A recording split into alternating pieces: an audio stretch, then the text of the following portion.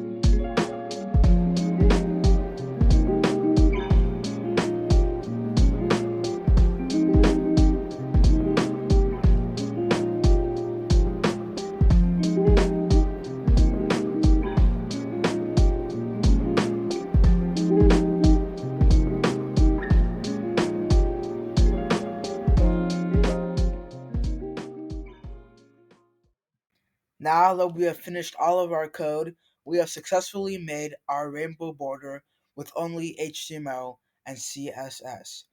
If you like this video, do not forget to like and subscribe for more content like this. And I'll see you guys later. Peace.